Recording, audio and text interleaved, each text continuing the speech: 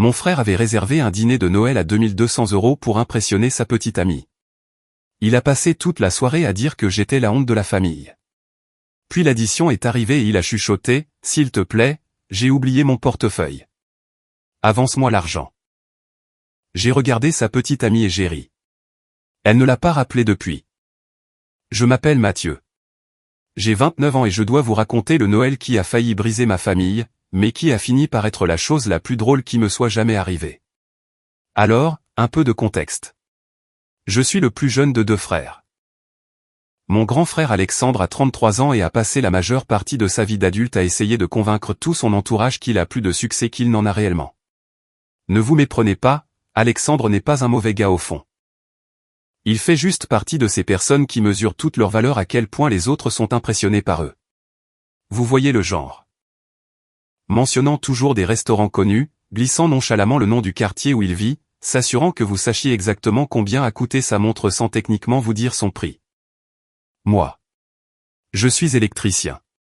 Je dirige ma propre petite entreprise avec 2 collègues, principalement des travaux résidentiels dans la banlieue parisienne. Je ne suis pas riche. Je conduis une fourgonnette avec une bosse sur la portière du passager.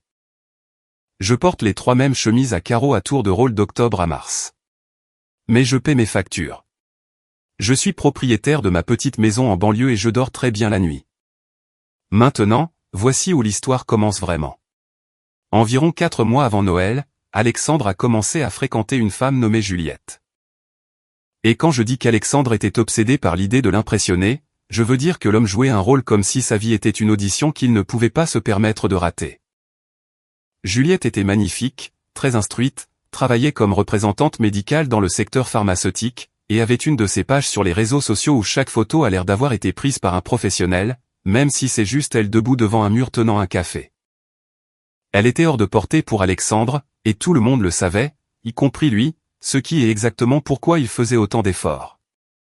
Chaque fois qu'Alexandre amenait Juliette, il trouvait toujours un moyen de se mettre en valeur en me rabaissant. Cela a commencé par de petits commentaires ici et là. Nous étions tous chez mes parents pour le dîner du dimanche et Alexandre disait quelque chose comme « Mathieu, tu conduis toujours cette fourgonnette avec la bosse ? Il faudrait vraiment la faire réparer. Ça fait négliger. » Ou il attendait que Juliette soit à portée de voix pour dire « Ouais, Mathieu fait des travaux électriques. C'est un travail honnête, tu sais. Tout le monde n'est pas fait pour le monde de l'entreprise. » Il le disait avec ce sourire comme s'il était d'un grand soutien, mais l'accent était toujours mis sur le fait de s'assurer que Juliette comprenait la hiérarchie. Il était en haut. J'étais en bas. Au début, j'ai laissé couler. Les frères se taquinent, non? C'est juste ce qu'on fait. Ma mère jetait parfois un regard à Alexandre, mais elle ne disait jamais rien directement parce que le truc de ma mère, c'est de maintenir la paix. Mon père est décédé quand j'avais 19 ans, alors maman a été le ciment qui a tout maintenu ensemble pendant la dernière décennie, et elle évite les conflits comme si c'était un nid de poule sur le périphérique. Elle fait juste un écart et continue de rouler. Mais les commentaires n'ont cessé d'empirer. Une fois lors d'un barbecue dans le jardin familial, Alexandre m'a carrément présenté à l'une des amies de Juliette en disant « Voici mon petit frère, Mathieu. C'est l'ouvrier de la famille. » Il a ri comme si c'était une blague, mais personne d'autre ne l'a fait. Je suis juste resté là, tenant une assiette de salade de pommes de terre, ayant l'impression d'avoir été rétrogradé au rang de personnage secondaire dans ma propre vie. Ce qui m'agaçait vraiment, c'était que toute l'image d'Alexandre était construite sur du sable. Il travaillait comme chargé de compte de niveau intermédiaire dans une agence de marketing parisienne. Un travail décent, bien sûr, mais à l'entendre parler, on croirait qu'il dirigeait la boîte. Il louait une berline qu'il pouvait à peine s'offrir. Il avait emménagé dans un appartement qui engloutissait la majeure partie de son salaire juste parce qu'il était dans un bon arrondissement.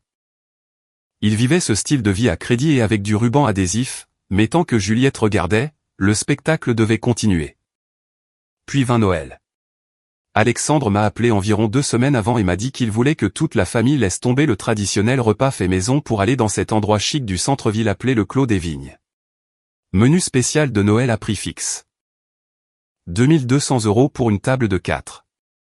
6 services, accord mets et vin, la totale. Il a dit que ça montrerait à Juliette quel genre de famille nous étions. J'ai presque ri aux éclats. Nous étions une famille qui utilisait des serviettes en papier et considérait un bistrot de chaîne comme une sortie spéciale. Mais Alexandre était absolument déterminé. Et maman a dit oui parce qu'elle ne voulait pas faire de vagues. Alors j'ai accepté. Contre tous mes instincts, j'ai accepté.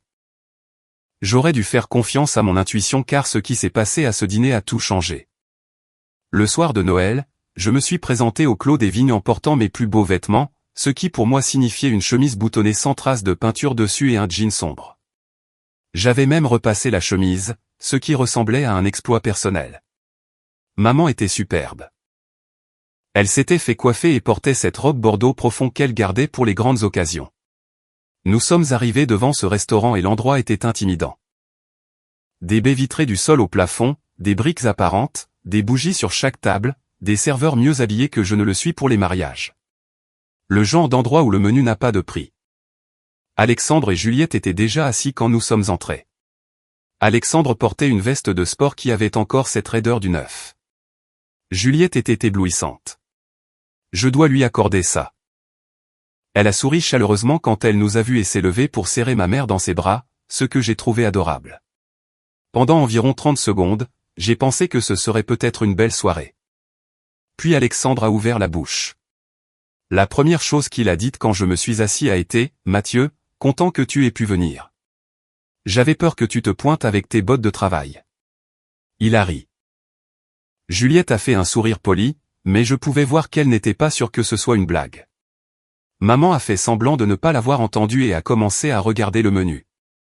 Ça n'a fait qu'empirer à partir de là. Le sommelier s'est approché pour expliquer les accords mets et vins et Alexandre est intervenu comme s'il était un expert. Il a fait tourner son verre, l'a reniflé, a hoché la tête d'un air entendu, puis s'est tourné vers moi. Mathieu boit généralement ce qu'il y a à la pression au bar du coin, donc c'est un grand pas en avant pour lui. J'ai forcé un sourire. Le sommelier avait l'air mal à l'aise. Au deuxième service, Alexandre était en pleine représentation. Il a parlé à Juliette de ses projets d'acheter un appartement dans le quartier artistique, d'une promotion qui le placerait dans une tranche d'imposition différente. Puis il m'a regardé et a dit « Mathieu, tu devrais vraiment penser à reprendre tes études. Les travaux électriques, c'est bien pour l'instant, mais tu ne voudras pas ramper dans les greniers à 40 ans. » J'ai posé ma fourchette. Je gère ma propre entreprise, Alexandre. C'est vrai, dit-il en agitant la main. Je veux juste dire, tu sais, qu'il y a un plafond pour ce genre de choses. Il y a un plafond pour beaucoup de choses, ai-je dit, et je l'ai regardé droit dans les yeux quand je l'ai dit. Maman est intervenue en disant que la nourriture était merveilleuse et si quelqu'un avait goûté la sauce au canneberge, en essayant comme toujours de détendre l'atmosphère. Mais la tension était assez épaisse pour être coupée avec l'un de ces couteaux à steak chic qu'il nous avait donné. Le pire moment est arrivé pendant le 4e service. Juliette m'a posé une question tout à fait normale sur mon travail. Elle semblait sincèrement intéressée. Elle a demandé sur quel genre de projet je travaillais et si ça me plaisait. Avant même que je puisse finir de répondre, Alexandre m'a coupé la parole et a dit « Mathieu est la honte de la famille, mais on l'aime quand même. » Il l'a dit avec un grand sourire comme si c'était la chose la plus charmante au monde. Le silence s'est fait à table. Le visage de ma mère a pâli. Le sourire de Juliette s'est figé sur place, comme si elle venait d'assister à une situation gênante et ne savait pas si elle devait détourner le regard ou intervenir. J'ai juste fixé Alexandre pendant un long moment. Il a dû sentir qu'il était allé trop loin car il a rapidement ajouté « Je plaisante, évidemment. Allez, détendez-vous. » Mais il ne plaisantait pas. C'est ça le truc avec Alexandre. Il cache chaque vraie pensée derrière une blague pour que si vous vous énervez, ce soit vous qui ayez le problème. Vous êtes celui qui n'accepte pas la plaisanterie. C'est un petit tour habile jusqu'à ce que quelqu'un arrête de jouer le jeu. Je n'ai rien dit pendant le reste du repas. Je suis juste resté assis là à manger de la nourriture dont je ne sentais pas le goût, écoutant Alexandre raconter sa vie imaginaire à une femme qu'il essayait désespérément de garder. Maman n'arrêtait pas de me serrer la main sous la table. Juliette n'arrêtait pas de me jeter des regards avec une expression que je n'arrivais pas vraiment à lire. Ce n'était pas exactement de la pitié. C'était plutôt comme si elle cataloguait tout ce qu'elle voyait. Puis vint le dessert et ensuite vint l'addition. Le serveur a posé l'addition sur la table dans un de ses dossiers en cuir et Alexandre a tendu la main avec la confiance d'un homme qui avait répété ce moment. Il l'a ouvert et j'ai regardé son visage changer. Juste une fraction de seconde, mais je l'ai capté. La couleur a quitté ses joues avant qu'il ne se reprenne. Il a fermé le dossier. Il s'est excusé pour aller aux toilettes. 5 minutes se sont écoulées, puis 10. Maman a commencé à regarder autour d'elle nerveusement. J'avais le sentiment de savoir exactement ce qui se passait, mais j'ai attendu. Quand Alexandre est revenu, il s'est assis, s'est penché vers moi et a chuchoté quelque chose dont je me souviendrai pour le reste de ma vie. « S'il te plaît, j'ai oublié mon portefeuille. Tu dois me couvrir. » Maintenant, laissez-moi être clair sur une chose. Je savais qu'Alexandre n'avait pas oublié son portefeuille. L'homme avait fouillé dans la poche de sa veste toute la soirée pour vérifier son téléphone. Son portefeuille était là-dedans. Ce qu'il avait oublié, c'était d'avoir assez d'argent pour soutenir la vie dont il faisait la promotion. Je l'ai regardé. Il avait ce petit sourire crispé plaqué sur le visage, essayant de garder un air décontracté. Ses yeux disaient tout autre chose, cependant. Ses yeux suppliaient. Voici le problème. Si Alexandre m'avait traité comme un être humain toute la soirée, je l'aurais couvert sans y réfléchir à 2 fois. C'est ce que font les frères. Mais cet homme avait passé des mois à m'utiliser comme marchepied. Et ce soir, il m'avait traité de honte de la famille à une table que j'étais maintenant censé payer. Quelque chose en moi a tout simplement lâché. Pas de manière colérique, de manière claire, comme si quelqu'un avait essuyé la buée sur une fenêtre et que je pouvais enfin tout voir. Je me suis adossé à ma chaise, j'ai regardé Alexandre et d'une voix tout à fait normale, j'ai dit, « Tu as oublié ton portefeuille ?» Les yeux d'Alexandre se sont écarquillés. Il l'avait chuchoté pour une raison. Il voulait que ce soit géré discrètement, de manière invisible, comme il voulait que tout soit géré avec le désordre caché et la surface parfaite. Mathieu, baisse d'un ton, a-t-il sifflé. Je clarifie juste, ai-je dit, toujours à un volume normal. Tu as organisé ce dîner, tu as choisi ce restaurant, et tu as oublié ton portefeuille. Juliette a levé les yeux de son téléphone. La main de maman s'est figée sur sa tasse de café. Alexandre avait l'air de vouloir que la terre l'engloutisse tout entier. Mathieu, allez, dit-il entre ses dents. Je te rembourserai. Et c'est là que j'ai fait quelque chose que je n'aurais jamais pensé avoir le cran de faire. J'ai regardé Juliette et j'ai ri. Pas un rire méchant, juste un rire franc, comme si quelqu'un m'avait raconté la blague au timing le plus parfait que j'ai jamais entendu. Parce que l'ironie était si épaisse que vous auriez pu la servir comme 7e service.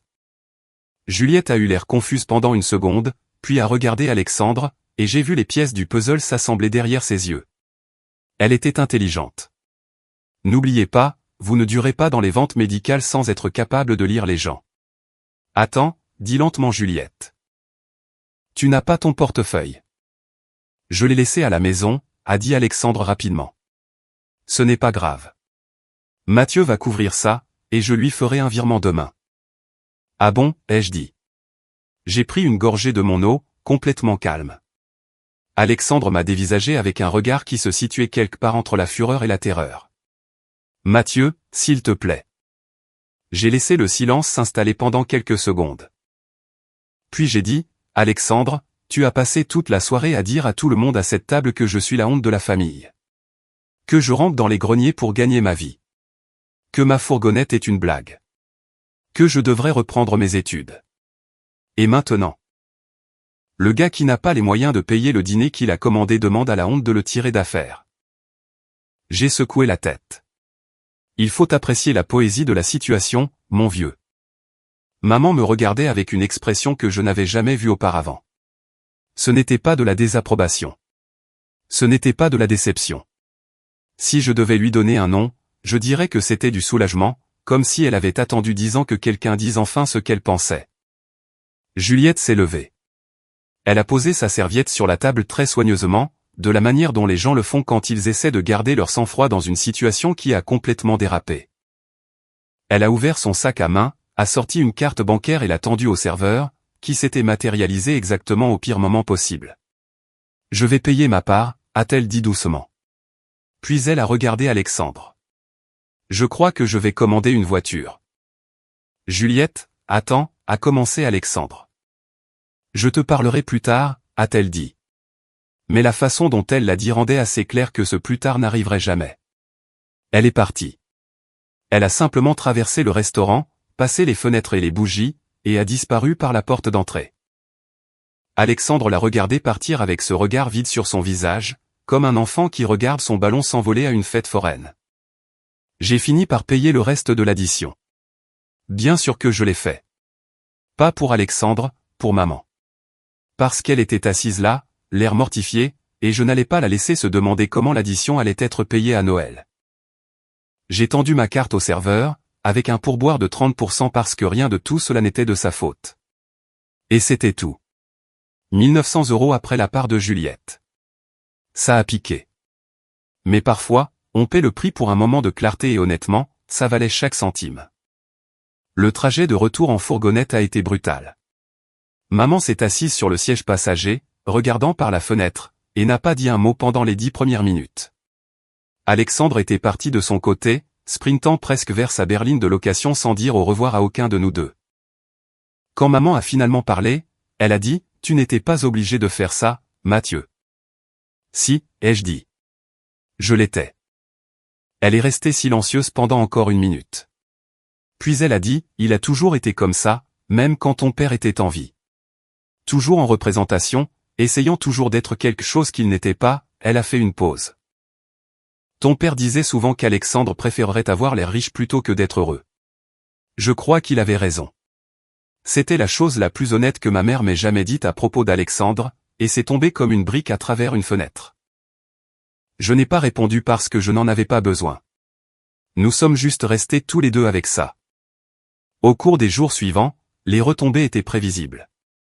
Alexandre ne m'a pas appelé, ne m'a pas envoyé de message, ne m'a pas fait de virement pour l'argent. Ce qu'il a fait, c'est appeler maman et essayer de tourner toute l'histoire pour que ce soit de ma faute. Il lui a dit que je l'avais humilié devant Juliette exprès. Maman, à son honneur éternel, lui a dit qu'il ne devrait peut-être pas traiter les gens de honte s'ils ne voulaient pas être mis dans l'embarras.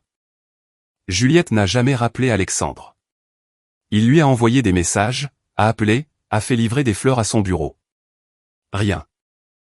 Un ami commun a dit à mon pote Thomas que Juliette avait déclaré « Je ne suis pas intéressé par le fait de sortir avec quelqu'un qui démolit sa propre famille pour se mettre en valeur. » Quand Thomas m'a dit ça, j'ai eu envie d'envoyer une carte de remerciement à Juliette. Maintenant, voici où l'histoire prend une tournure que même moi je n'avais pas vu venir. Environ 3 semaines après Noël, j'ai reçu un appel d'un numéro que je ne connaissais pas. Il s'est avéré que c'était Juliette. Elle avait eu mon numéro par maman, qui avait apparemment échangé des messages avec elle depuis le dîner. Rien que ça m'a époustouflé. Ma mère, la femme qui évite les conflits comme si c'était un second emploi, discutait avec l'ex-petite amie de mon frère dans son dos. Parfois, les gens discrets vous surprennent. Juliette a demandé si je voulais prendre un café. Elle a dit qu'elle voulait s'excuser de ne pas être intervenue plus tôt quand Alexandre parlait à tort et à travers. Je lui ai dit qu'elle ne me devait pas d'excuses, mais que bien sûr, un café semblait une bonne idée. Nous nous sommes retrouvés dans ce petit endroit près de mon quartier. Rien de chic, juste du bon café et des banquettes avec des sièges en sky craquelés. L'opposé du clos des vignes. Nous avons parlé pendant près de 2 heures. Et je vais être honnête ici parce que c'est la partie où les gens vont avoir des opinions. Il y avait quelque chose. Pas un coup de foudre, pas un moment dramatique de film, juste 2 personnes ayant la conversation la plus naturelle qu'aucun d'eux n'ait eue depuis des mois. Elle a ri à mes blagues. J'ai vraiment écouté quand elle parlait. Personne ne jouait un rôle. Je n'ai pas demandé son numéro car elle avait déjà le mien et s'en est servie. Quelques jours plus tard, elle m'a envoyé un message pour me demander si je voulais tester ce restaurant de tacos qu'elle voulait essayer. J'ai dit oui. Puis il y a eu un film. Puis une promenade dans le parc près de chez moi par un froid samedi matin où nous avons tous les deux bu du café et discuté jusqu'à ce que nos mains soient engourdies. C'est juste arrivé naturellement, comme les choses sont censées arriver quand personne ne force. Je savais que je devais le dire à Alexandre, pas parce que j'avais besoin de sa permission, mais parce que je ne suis pas le genre de personne à cacher des choses à sa famille. Même à une famille qui m'a traité comme la cible de ses blagues. Je l'ai appelé environ 6 semaines après Noël. Je dois te dire quelque chose, ai-je dit. Juliette et moi passons du temps ensemble. Le silence à l'autre bout a duré si longtemps que j'ai en fait vérifié pour m'assurer que l'appel n'avait pas été coupé. Tu plaisantes, a-t-il finalement dit. Non. La honte de la famille sort avec mon ex-petite amie, a-t-il dit. Et il y avait quelque chose dans sa voix qui n'était pas exactement de la colère. C'était de la reconnaissance, comme s'il entendait ses propres mots lui être rejoués et qu'il comprenait enfin comment ils sonnaient. Je ne vais pas m'excuser pour ça, Alexandre, ai-je dit. Mais je ne voulais pas que tu la prennes par quelqu'un d'autre. Il a raccroché. Je m'y attendais. Ce à quoi je ne m'attendais pas, c'est ce qui s'est passé ensuite. Alexandre s'est présenté chez moi 2 jours plus tard. Aucun avertissement, aucun message, juste sa berline de location se garant dans mon allée à 19h. J'ai ouvert la porte et il se tenait là, l'air de ne pas avoir dormi depuis une semaine. Sa veste de sport n'était nulle part en vue. Il portait un sweat à capuche et des baskets. Et pour la première fois depuis des années peut-être, il ressemblait à mon vrai frère au lieu du personnage qu'il jouait. « Je peux entrer ?» a-t-il demandé. Je me suis écarté et l'ai laissé entrer. Il s'est assis sur mon canapé, a regardé autour de mon salon, les meubles modestes, les bottes de travail près de la porte, la photo encadrée de papa sur l'étagère, et il s'est juste dégonflé comme si quelqu'un avait enfin laissé l'air sortir du ballon. « Je te dois 1900 €, a-t-il dit. Ouais, c'est vrai. Je ne les ai pas en ce moment. Je sais. Il a mis sa tête dans ses mains. Mathieu, je suis fauché. Vraiment fauché. Pas juste serré temporairement. Fauché. L'appartement dont j'ai parlé. Je peux à peine payer le loyer. La promotion n'a pas eu lieu. Ils l'ont donné à un gars qui a commencé 2 ans après moi. J'ai tout mis sur des cartes de crédit parce que je ne pouvais laisser personne voir que j'échouais. Je me suis assis en face de lui et je l'ai laissé parler. Quand papa est mort, a-t-il poursuivi, j'avais 23 ans et tout le monde n'arrêtait pas de me dire que j'étais l'homme de la famille. Je devais prendre le relais, être celui qui réussit.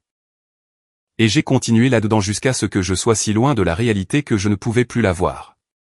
Quelque part en cours de route, j'ai commencé à te rabaisser pour me sentir supérieur. Il m'a regardé avec des yeux rougis. Te traiter de honte est la pire chose que j'ai jamais dite, et je l'ai dit parce que tu étais la seule personne que je pouvais montrer du doigt pour me sentir moins pitoyable. Je suis resté avec ça pendant un long moment. La maison était silencieuse à l'exception du chien du voisin qui aboyait. Et honnêtement, ça ressemblait au son le plus normal au monde. Tu n'es pas pitoyable, Alexandre, ai-je finalement dit. Mais tu as été un frère terrible. Et ce n'était pas seulement à Noël. C'était pendant des mois. Je sais, a-t-il dit. Et je l'ai perdu à cause de ça. Tu l'as perdue parce qu'elle est assez intelligente pour voir clair dans ton jeu, ai-je dit. Ce n'est pas de ma faute. Je ne te blâme pas. J'avais juste besoin de te dire ça en face. Je suis désolé, Mathieu, pour tout. Certains d'entre vous voudraient peut-être que je dise que je lui ai dit de partir. Que j'ai claqué la porte et vécu heureux pour toujours pendant qu'Alexandre s'enfonçait, mais ce n'est pas ce qui s'est passé. C'est mon frère. Il a dit quelque chose de vrai pour la première fois depuis des années, et je n'allais pas le punir pour ça. J'apprécie que tu dises ça, lui ai-je dit. Mais ça va prendre du temps, Alexandre. Tu ne peux pas juste dire pardon une fois et que tout soit réparé. Tu dois vraiment être différent, pas juste parler d'être différent. Il a hoché la tête. Je sais. Je vais essayer. Et tu me dois toujours 1900 €. Il a vraiment ri à ça. Un vrai rire, pas son rire de représentation. Ouais, je te les donnerai. Ça prendra peut-être quelques mois. Je survivrai, ai-je dit. Il est parti ce soir-là et pour la première fois depuis longtemps, je n'avais pas l'impression qu'il partait en tant que personnage. J'avais l'impression qu'il partait en tant que mon frère. Maintenant, voici la fin, et je promets qu'elle est bonne. Ça fait environ 5 mois depuis ce dîner de Noël. Alexandre et moi sommes dans une meilleure situation. Pas parfaite, pas un conte de fées, mais meilleure. Il consulte un psychothérapeute. Il s'est excusé correctement auprès de maman. Il a commencé à être honnête sur sa situation, et les gens semblent le respecter davantage pour ça. Il s'avère que vous n'avez pas besoin de faire semblant d'être quelqu'un que vous n'êtes pas pour que les gens vous aiment. Quant à Juliette, ouais, nous sommes toujours ensemble. Elle se fiche que je conduise une fourgonnette cabossée ou que je porte les 3 mêmes chemises à carreaux. La semaine dernière, elle est venue et m'a aidé à réparer un robinet qui fuyait. Et puis on a mangé de la pizza par terre parce que j'avais oublié d'acheter des serviettes en papier. Le meilleur rendez-vous que j'ai jamais eu. Et pour mémoire, Alexandre m'a remboursé 800 € jusqu'à présent. On y arrive. Commentaire, je voulais vous dire à quel point cette histoire m'a fait réfléchir sur l'estime de soi. Il est essentiel de poser des limites même avec les personnes les plus proches de nous. La gentillesse ne signifie pas tout accepter sans rien dire pour préserver la paix. J'ai aimé voir comment la franchise peut ouvrir la porte à une véritable guérison. Prendre ses responsabilités permet souvent de reconstruire ce qui a été abîmé. Choisir la paix intérieure plutôt que les faux-semblants apporte une grande liberté. Je vous encourage à penser à vos propres expériences dans ce genre de moment. Vivre de façon authentique renforce vraiment les liens qui comptent le plus. C'est en étant vrai avec soi-même qu'on avance mieux dans la vie de tous les jours. Et vous, quelle valeur de cette histoire vous touche le plus aujourd'hui? Si vous avez aimé, n'oubliez pas de laisser un commentaire et de soutenir la chaîne en vous abonnant. À bientôt pour les prochaines stories.